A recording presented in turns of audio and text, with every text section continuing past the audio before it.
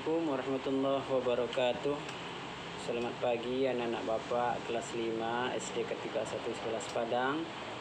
Bapak harap anak-anak Bapak berada dalam keadaan sehat walafiat. Baik, pada hari ini kita lanjutkan materi pembelajaran kita.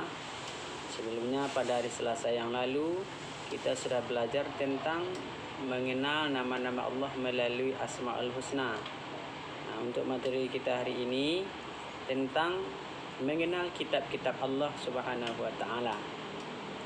Nah, Bapak semuanya, Allah Subhanahu wa taala menurunkan kitab yang wajib kita imani ada 4. Yang pertama kitab Taurat, yang kedua Zabur, yang ketiga Injil, yang keempat Al-Quran.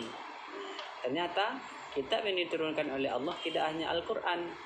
Ada sebelum Al-Quran itu diturunkan 3 buah kitab yang sudah diturunkan oleh Allah kepada Rasulnya. Kalau kitab Taurat diturunkan oleh Allah kepada Nabi Musa. Zabur diturunkan oleh Allah kepada Nabi Daud. Injil diturunkan oleh Allah kepada Nabi Isa. Sementara Al-Quran diturunkan oleh Allah kepada Nabi Muhammad SAW.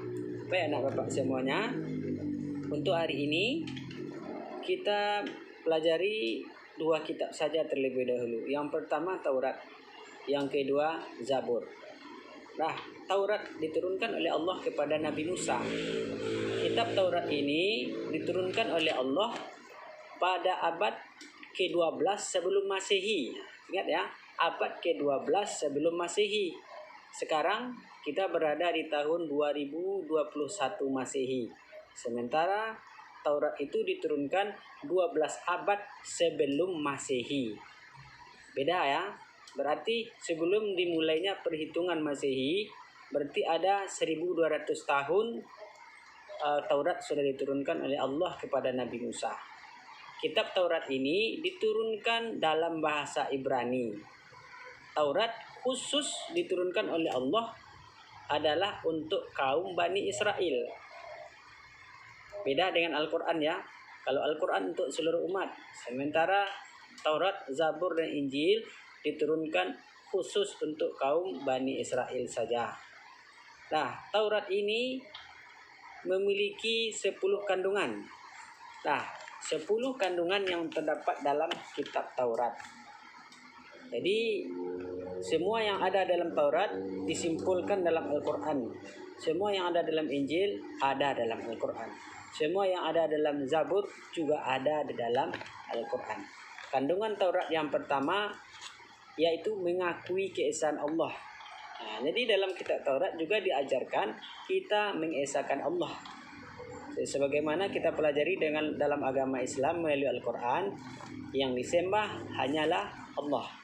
Allah itu satu, sama. Kitab yang ada yang diturunkan oleh Allah Taurat, dalam Taurat yang aslinya yang diesahkan hanya Allah, yang disembah juga Allah. Yang kedua, larangan menyembah patung dan berhala, karena Allah tidak dapat diserupai dengan makhluk-makhluknya. Nah, ini kandungan Taurat yang kedua. Jadi dilarang menyembah patung dan berhala. Kenapa? Karena Allah itu tidak diserupakan dengan yang lain. Lam yalid wa lam yulad. Allah tidak beranak, tidak pula diperanakkan. Walam yakul lahu kufuwan ahad. Dan tidak ada sesuatu pun yang serupa, yang setara dengan Allah. Jadi Allah tidak bisa dibuatkan kita buat patung, kita anggap ini Allah, tidak bisa. Karena jelas dalam surah Al-Ikhlas, walam yakul lahu kufuwan ahad. Tidak ada yang serupa dengan Allah. Kita bisa melihat menggunakan mata, tidak bisa kita bayangkan Allah punya mata sama seperti mata kita, tidak bisa. Kita mendengar, berarti Allah juga maha mendengar. Kita bayangkan Allah juga punya telinga seperti kita manusia. Tidak bisa kita umpamakan. Kalau masih serupa dengan makhluk, berarti bukan Khalik, berarti bukan Allah. Allah tidak bisa diserupakan dengan apapun. Karena selain dari Allah itu makhluk. Allah Khalik, Allah pencipta. Selain dari Allah namanya makhluk. Allah tidak sama dengan makhluknya. Kemudian yang ketiga, larangan menyebut Allah dengan sia-sia. Nah, intinya apa? Ketika kita berzikir, ketika kita mengingat Allah, fokus, khusyuk. Jangan ketika kita beribadah pandangan kita, kegiatan